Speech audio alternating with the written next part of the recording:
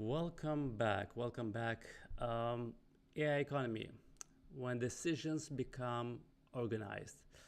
I'm Ilamin and welcome. This is the place where we're going to discuss and going to explore the AI economy. What happens when AI will be completely integrated and adopted and will be part of our everyday lives, will be part of sectors, industries, and how the economy will look like. This is why I call it the AI economy, because right now I define our economy the internet-based economy basically, and we're switching steadily but surely into an AI economy.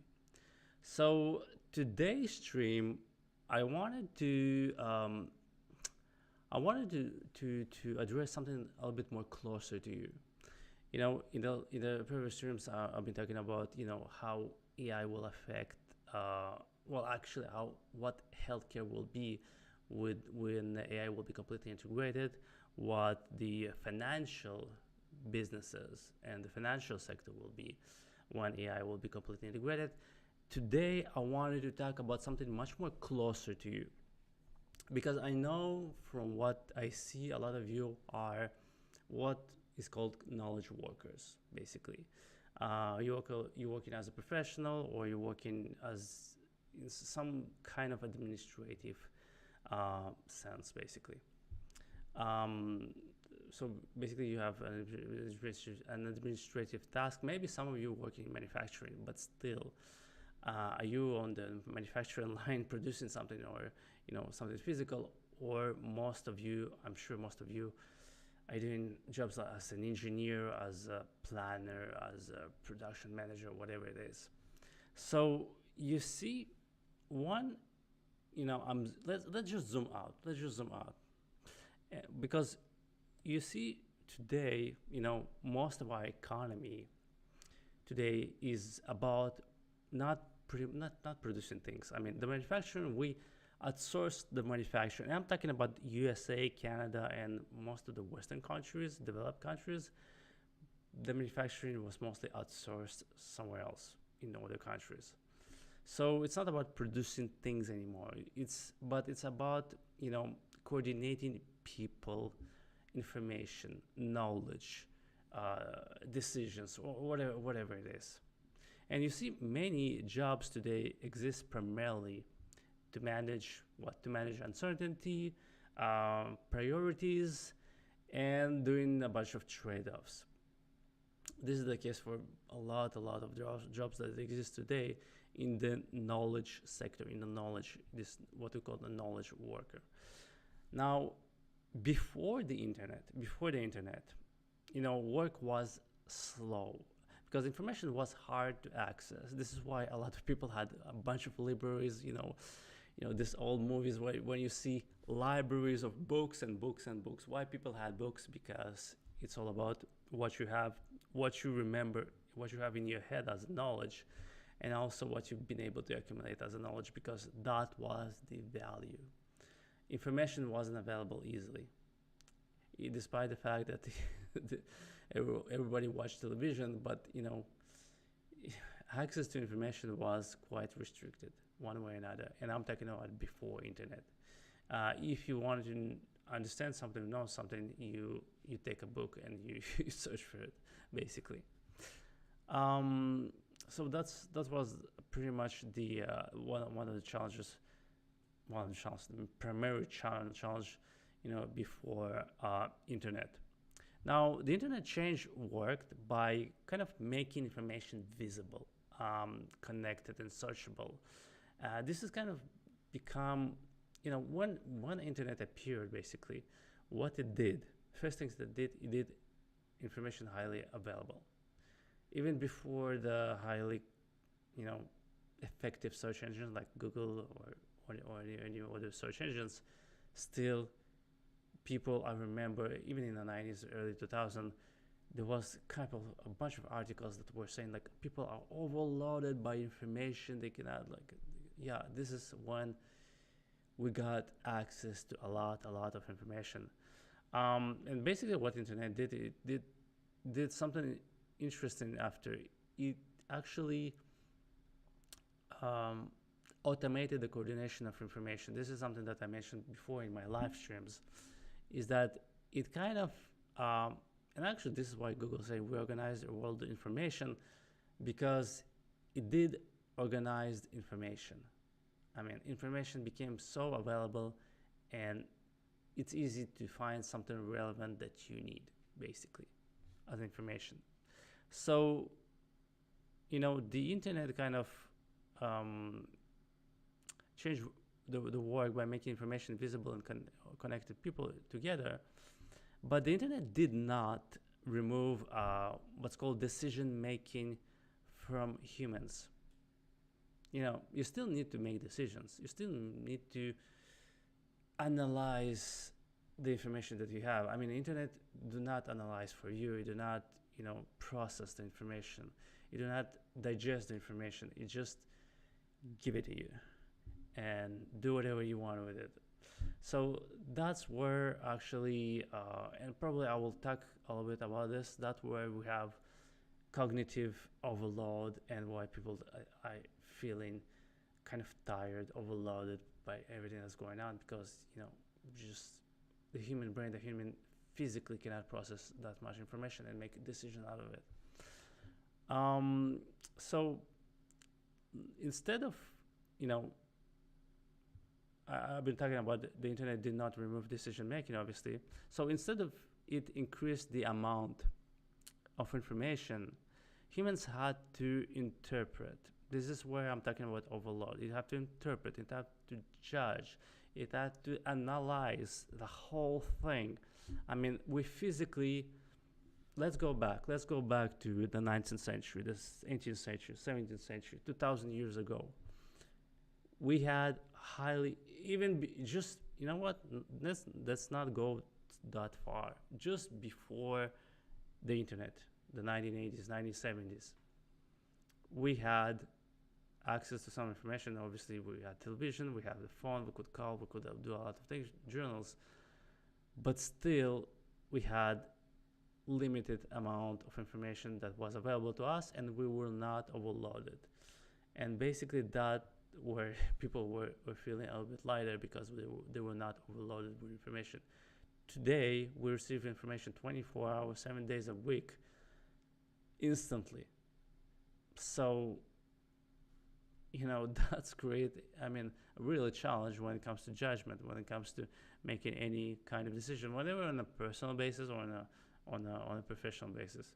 It's even worse when it comes to business. Now,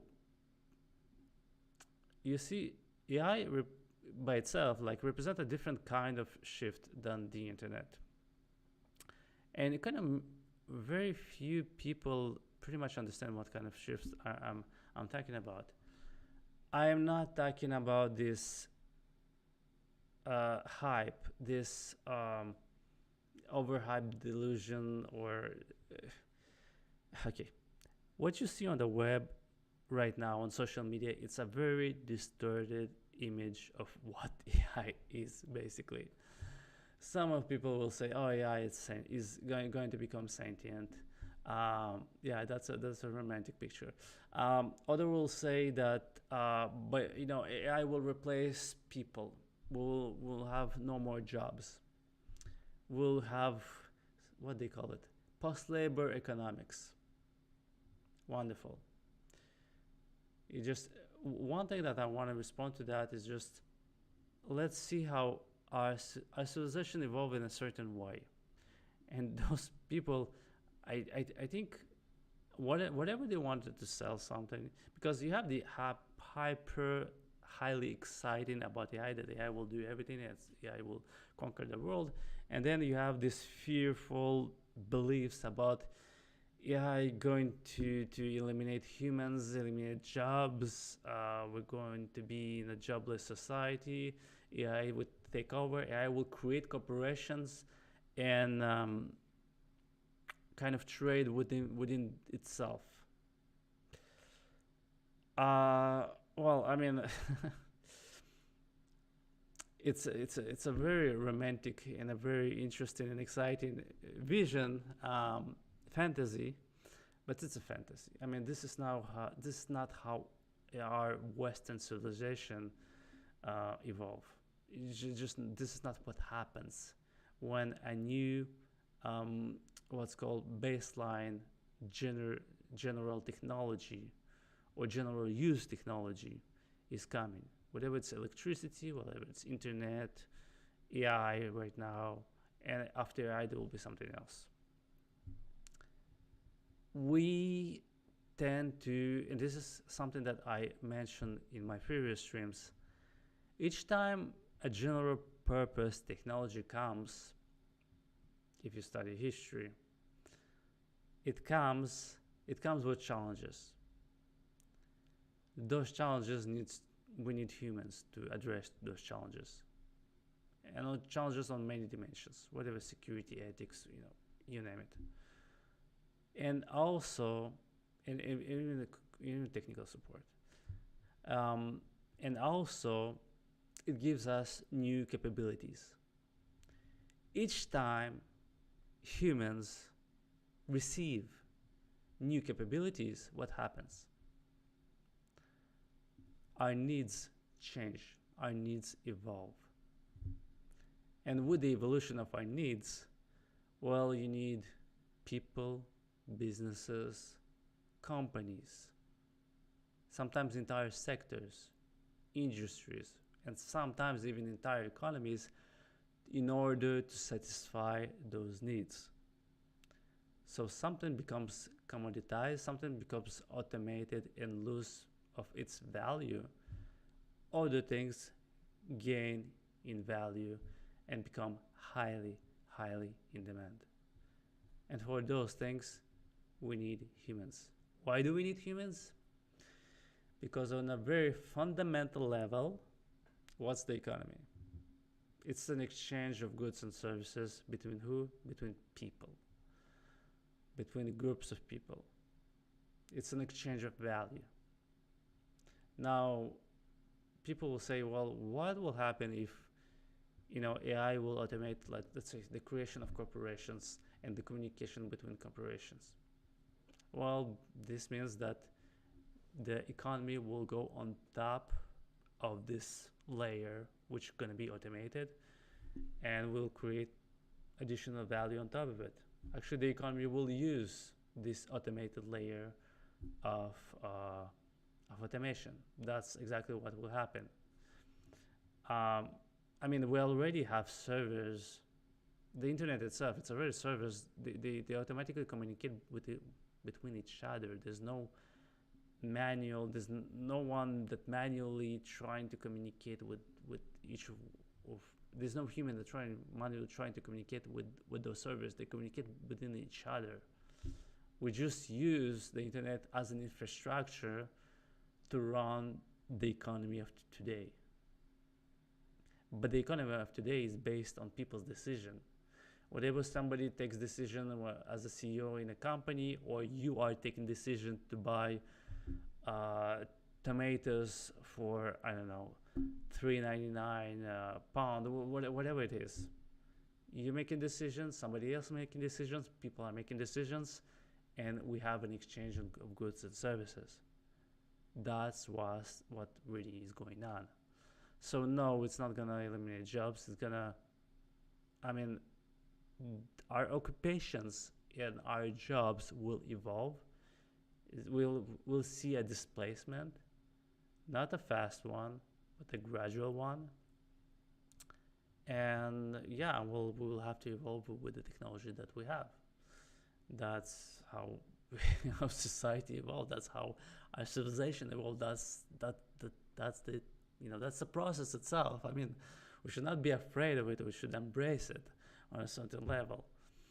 And please don't believe those fearful theories about AI becomes sentient. Gosh, like really. I mean, I'm sure. Each time somebody is saying AI is becoming a biological entity, a biological sentient entity, I'm sure the person has some book to sell, or something to sell, some course how to survive the sentient AI, whatever it is. Like it's a tool, highly sophisticated. It's an information synthesizer, very powerful one. If it's used in the right way, obviously. And we are at very early stages of what AI will be eventually. So, the internet automated the coordination of information. AI automates the coordination of decisions and organizes judgment. That's a very important concept, because you see what AI does. It's, as an information synthesizer, it gets data, it's processed, and then it gives you irrelevant information.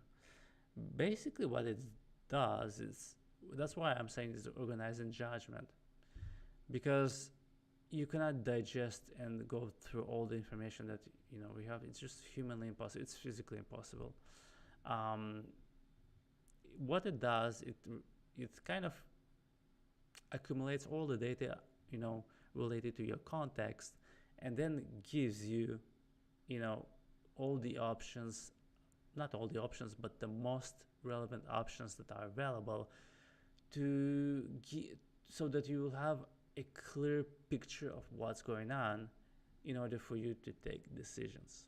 This is why I'm saying AI is an augmentation tool. It's not going to eliminate people. It's going to augment people. So AI does not replace humans. That's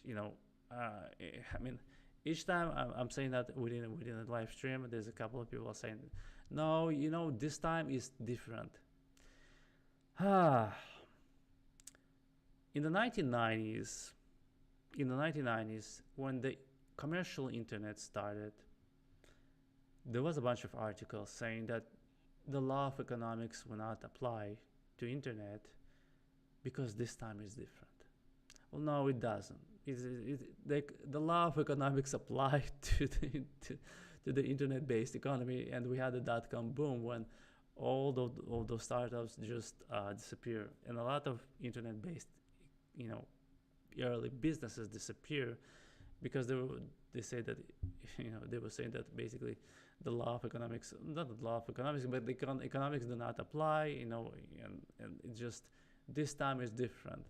Well, it's not. It's a tool. It's a highly sophisticated tool. It's gonna give us capabilities that we could barely imagine right now, but it's still a technology that humans are using. That's the way it is. That's the way it is.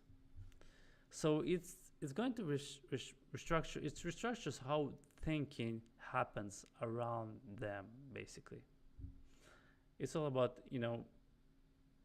how the way we're going to think, because it's gonna give us a clear picture of what's going on. We as a human are highly limited.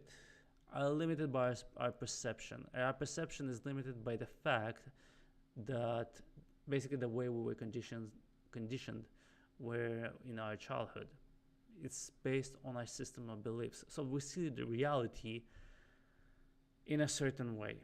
We filter things that supports our core beliefs. AI doesn't do that. AI, and I'm not saying that AI is perfect. It has its own biases. It's not a perfect tool. But it gets data, processes it, and gives you relevant information the way it is. So it's a lens into things. It gives you awareness. It gives you this ability to see blind spots about you, about the world around you, and also about other people, about the way you behave, the way you not behave, about the interpretation that you're doing. Maybe you don't have a right interpretation of certain situations, so the AI will give you that level of clarity. And people think it's not a big deal. Well, actually, it is a big deal, because it allows us to see reality in a completely different lens, through a different lens, basically, and have a different perspective. And this means that our thinking will change. If our thinking will change, our behavior will change. And what's the economy? Well, the economy is made of people. So if people behave differently, the whole economy will behave differently. So to understand this, we need to look at, you know, in this case, obviously, we're gonna take a look at everyday professional work, not kind of extreme cases, because I don't think that the extreme cases will be relevant for us right now. I think we need to have this clarity. We need to understand what's really practically going to happen, and not just, you know, going around fantasies. I know fantasies are exciting. I mean, seeing AI sentient, destroying all the jobs and then taking over the economy, and people just, fooling around on the streets. I'm like, no, come on, it's just not going to happen. I mean, this is not the reality. We need to take a look at the realities, obviously. So let's take one very ordinary job, the kind million of people do, like, and reply it basically across three eras: an era before internet, an era right now during the internet-based economy within internet, and also at the end we're gonna take a look what's going to happen with the AI era, where we have this AI-based economy. So I will put myself aside here. There we go. So imagine we are in the late 1980s, the pre-internet era. Remember, the internet happens in the 1990s. So we are in the late 1980s. Here we have Laura. And Laura arrives at the office early. Her desk is covered in folders. Each folder represents a client, a project, or a problem that needs to be handled today. Some are marked urgent with sticky notes. Some aren't. But she knows somehow which one matters more. Now, her job is simple: to describe and hard to do, make sure things don't fall apart. She answers phone calls constantly. One department needs confirmation, another is missing paperwork, someone forgot to send something yesterday. Information lives everywhere, as you can see, in filling cabinets, in people's heads. That's the value of the pre-internet. More you know, and more you are valuable. In handwritten notes everywhere, in the conversations that may or may not have happened. Now, when something goes wrong, Laura tries to remember who was involved, what was decided, what usually works. Now, she makes judgment calls all day long quietly. Nobody calls them decisions. They're just things she handles. At the end of the day, she feels mentally exhausted, obviously. Not because the work was hard, but because everything depends on her remembering and connecting things correctly. If something breaks, it's her fault.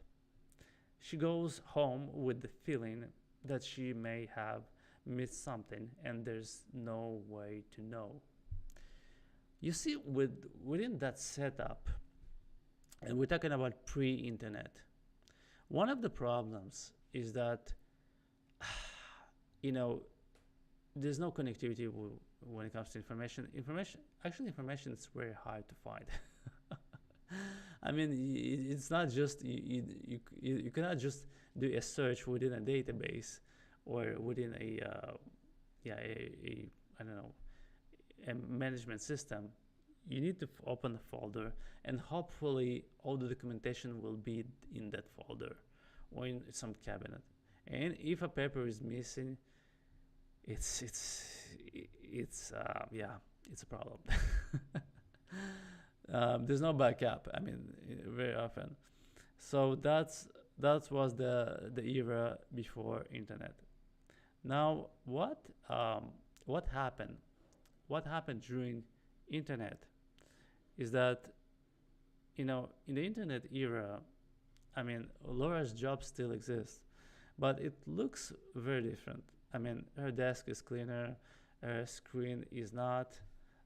She starts her day by opening multiple tools: emails, shared documents, task systems, dashboards, chat platforms.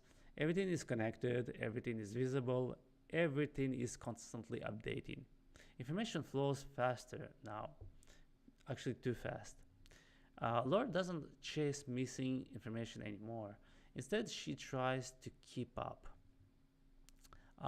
She spends her day kind of reviewing requests, prioritizing tasks, following on decisions made in meetings, reminding people of commitments. She has access to everything, but clarity is harder than ever. Meetings multiplies, emails pile up, decisions are made quickly, then forgotten. Laura's real job becomes kind of invisible, interpreting signals, deciding, what matters right now. Compensation for ambiguity, that's a lot of you are doing when it comes to compensate for a lot of ambiguity when it comes, because we are overloaded with information. She's still making judgment calls, but now under constant pressure. At the end of the day, she feels drained in kind of a different way. Not from lack of information, because she's overloaded with information, but from too much responsibility for making sense of it. It's the way we digest information. It's the way we need to, making judgment calls when we have too much things that going into our brains, basically. Now let's transport ourselves now to the AI era, AI economy. Let's say we are somewhere in the mid 2030s. Now Laura's job title hasn't changed much. She's still doing what she's doing, but her experience has. You see, she no longer starts her day by checking 10 systems. Instead, her AI workspace already reflects what matters today. It's already did a portion of her job for her, digested information. No tasks, but basically decisions. The system doesn't tell her what to do, it shows her where priorities conflict, which decisions are blocking others, what risks are increasing quietly, which actions can wait without consequence. So we see what it does. It basically, kind of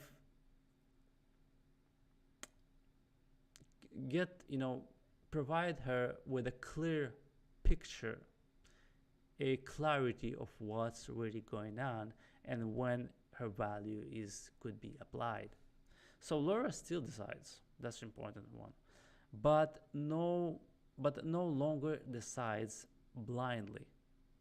When something unexpected happens, the AI doesn't panic. It recognizes the situation. It surfaces options. It shows consequences of what's going to happen. Projections, basically. It helps her explain why one path makes more sense than the other one. Meetings become shorter because decisions are already framed. Follow-ups becomes lighter because commitments are tracked in context. Now, Laura feels something she hasn't felt kind of in years, if you could imagine it. there is a kind of a mental space. She's not faster, she's not replaced. She's finally working with the system instead of kind of fighting it. And that's exactly what many of you are doing with the information age, internet age that we are today. We're basically fighting with the system because we are overloaded with information that comes from all from many directions basically. So if I will just put myself aside, going back to the middle, here we go. So you see, what we could learn from it is that work stops being about chasing information and starts being about choosing between structured options. Because AI digests a lot of the information that we, within a context that we receive. Decisions are no longer isolated moments, but coordinated processes, basically. Judgment becomes invisible, not hidden inside people's head. And then the cognitive load shifts from remembering, we don't have to memorize everything, and kind of tracking, to evaluating and choosing the right action or the right decision, basically. Now, fewer decisions are made reactively. So it's all about, and this is something that's it's interesting. When I was researching and was doing a lot of simulations and a lot of experimentation to kind of understand what the economies in different sectors will be under AI, something that pretty much not necessarily surprised me, but I became aware of how consistently AI gives birth to the preventive aspect to many sectors. Give you an example: preventive healthcare. Healthcare right now is very reactive. You have a sickness, you're sick, you have some health issue, you go to a doctor. It's all about reactivity. It's all about reacting to already existing problem. Now, the preventive approach is to, instead of you having problem, it's about making sure and doing all the diagnosis on a very, how can I say that, on a very repetitive and often time scale, making sure that you have the diagnosis and making sure that whatever health issues you could have is preventable by having this preventive healthcare process. Now, there's nothing new about the preventive processes and preventive actions. The problem right now is that all those actions are highly expensive because they're highly manual. They require personnel. You have to go through diagnosis every week or every month. It's expensive unless you have a real health issue. If you don't have a health issue or a visible health issue that requires those one, you're not gonna have access to it, and it's very expensive. But AI changed that. It changes that because it allows us to build those, preventive processes. This is including preventive healthcare, and I think preventive healthcare by itself as a sector will be even bigger than the healthcare sector that exists right now. That's the whole industry. It's going to explode as an industry, especially with the aging population. That's just gonna be huge, but it's going to be for almost every sector will benefit by having those preventive processes in place, and that will be kind of very affordable by using AI. That's where the game changes will happen, basically.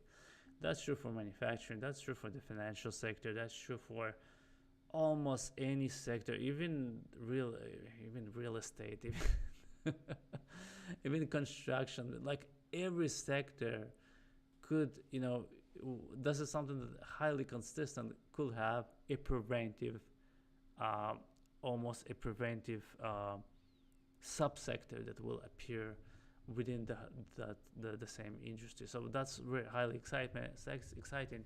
And the first, well, not maybe not the first startup, but people that gonna be early in those industries will, I'm sure they will make millions basically, because it will be huge. It will be huge. The preventive aspect of all industries, that's something that will be quite exciting to see happens and to see appearing with the help of AI, obviously. So yeah, so decisions are no longer isolated moment, you know, the obviously no longer isolated moments, but coordinated processes. Judgment becomes visible, not hidden, as I said before. So cognitive load shifts from remembering to evaluating and choosing. So fewer decisions are made reactively, it's all proactive, and more decisions are made with awareness and kind of a downstream effects. That's very important. That's where the whole, that's where we will see a huge shift with how, in terms of how we do things basically. So many people right now, they build their identity around being the one who figures things out in companies. Now AI makes, it makes implicit judgment kind of explicit. When judgment is structured, intuition feels kind of exposed. And I see it over and over again. You see, even within corporation, when they have to go through the whole process, the analysis and everything that goes with. Very often, what happens is that executives, they will take a decisions and then they will ask analysts to do some analysis to support their decisions that they kind of made on the fly. And sometimes they're right, but very often they're wrong, because they don't have a full understanding of the situation itself. But I see it over and over again. They will make a decision and then they will ask analysts and a bunch of people to come with kind of some kind of rationality that will support the decisions.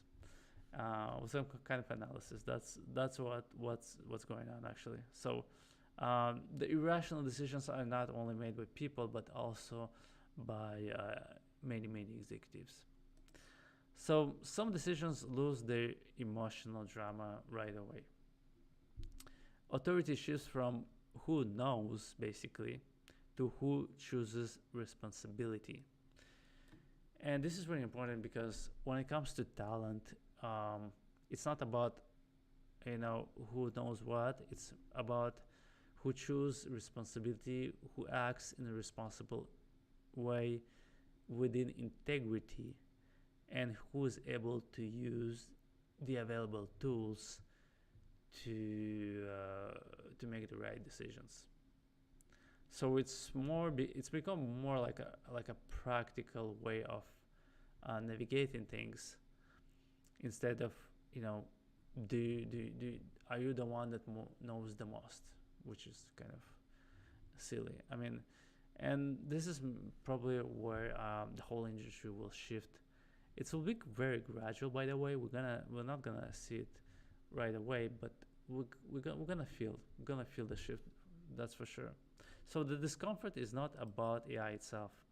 It's about losing ambiguity as a shield, because a lot of people protect themselves with ambiguity, with unclarity, when things are not clear. It's difficult to kind of understand who's who's really adding value and who's not. And this is where AI is highly powerful and effective tools when it comes to coordination, management, and basically having an effective business and effective corporation by itself. So that's where AI actually, pretty much happens. Now, you see, the AI economy is not about, automation of tasks. It's about organizations of responsibility basically. Humans still decide, but with fewer blind spots. What becomes scare, it scares is not kind of intelligence, but clarity and accountability basically. The most valuable people are not the fastest, but the most grounded in judgment basically. And the question going forward is not what can AI do, because many people asking what can AI do. The question is what decisions do we want to remain to what decision do we want to remain kind of human basically. So you see, the internet taught us how to live with information, with a lot of information. The AI era, or the AI, will teach us how to live with decisions, how to make the best decisions, and how to navigate decisions and organize judgment, obviously, because it will give us clarity that initially we didn't had, and it will open us a door to reality we didn't have. But to have it, and I see a lot of people, and I know a lot of you are thinking, well, this means that we will have to prompt AI each time. Well, no. No. I mean, the way we use AI today, actually, very few people is using. In reality, something that shocked me when I was doing the research about AI and how in what's the level of adoption. Actually, the level of adoption is highly low. People that are using AI, and I'm talking about people that are using AI on a daily basis. I mean, it's actually no more than 5% of the whole population of a country in general within the Western world, which is quite surprising. I mean, you may have a AI app installed, you may have AI, sometimes you go to AI, but how many of you are using it on a daily basis, at least once a day? Very few actually people are using that way. And even fewer between the one that are using it in the right way. The big majority of people are using it by prompting it basically, by sending it instructions. They're using it as a vending machine or as a glorified search engine, whatever to I don't know, to come up with or to find a recipe for I don't know, Asian pasta, or to just prompt it and expecting, within one prompt, expecting something amazing to come up. The real power of AI is that AI gives you a lens on who you are and on the reality you're living in, to help you to navigate through your reality, to help you to navigate every day of, in the same way you have internet in the background. You're not asking to connect each time with the internet, right? You're not prompting the internet. Internet is just happening in the background. You're just using the apps, social media apps, or whatever apps. Internet is kind of the infrastructure behind it. So once AI will become the infrastructure behind everything that you're doing, basically it will kind of observe all the data. It will see what you see. It will hear what you hear. It will have the data about your behavior, about who you are not, and that will create the context awareness. So the idea here is not to constantly giving AI an instruction, is that AI is here as an assistant, as a copilot, real copilot, to help you navigate through your life, whatever it's personal life or professional life. It needs to be, a step in front of you, not you trying to, each time prompt it, each time, give it something. I mean, that's not the way it's supposed to be. And obviously with the tools that we have right now, ChatGPT, Gemini, we're limited. It's not the best that we could have. There's a lot of friction. We only started to have some beginning of um, contextual awareness when it comes to AI. When AI is not only limited to one chat, but actually takes a lot of data, contextual data from previous chats, and is able to create this a um, much more relevant responses. So it could help you. It could basically understand your specific context and not just generate something generic that is very often sometimes impressive but quite irrelevant for what you're going through. So it's basically a personal tool, but it's a tool that allows you to navigate through life, professional or on a whatever it's on a professional basis or on a personal basis. That's the real power of AI when it is used as a real copilot. I'm using it as a real copilot.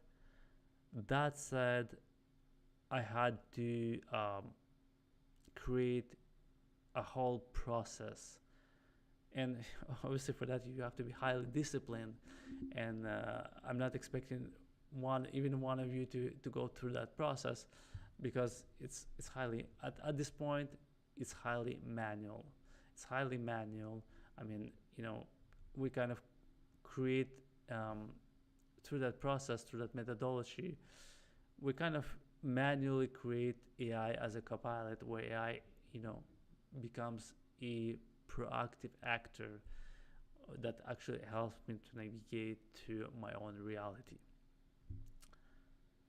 with the tools that we have right now, which are highly, highly limited. And also, AI right now is limited by its computational power, which is not amazing, by the way. So that said, hopefully it helped you. In the next, obviously, in the next streams, I will go a little bit further. We're gonna discuss many other things related to AI economy and how AI will be integrated, and what will be that era of AI. I'm not going. I know a couple of you asked me that question. Are you going to are you going to talk about specific tools that are coming? And I'm not. There's a lot of people that are talking about specific products, specific tools. I see AI as an infrastructure. I think those products that comes right now, ultimately they will be kind of. I don't want to say the word dissolved, but they're going to become kind of integrated within a whole a whole system. And probably you won't even know what model you're using, but you're using some models that will help you to navigate through your reality itself. So I'm not gonna talk about specific tools, because tools are evolving. They're constantly evolving, and you'll see. I mean, some AI models will appear, or they will disappear, or the one will merge together, and so I mean, talking about one versus another, I mean, at a certain point they are all you take the most usually the best one is the most popular one for whatever you're using. But I mean, you should not keep up with it. I mean, it's just using whatever you're more comfortable with. But at the end of the day, it doesn't really matter. What matters is pretty much understanding with certain level of clarity what's really going to happen, how that technology will be integrated, that generic technology as AI, in the same way the internet was, what going to be integrated, what will be the opportunities, what will be the process that will happen, what industries will appear, and what are the occasions and the opportunities that will be in front of us. That's the most important things, because a lot of it, if you see the whole social media, it's hyper hype, or just fear. And we need to look at it from a very practical, sober point of view. not drinking our Kool-Aid. That's not gonna help us.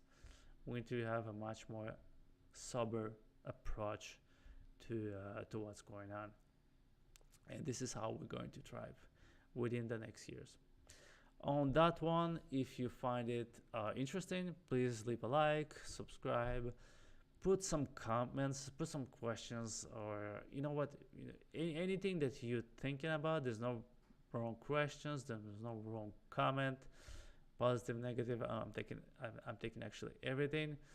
And on that one, I will see you in the next one, and we'll talk about more about AI economy and what's going to happen with other sectors and other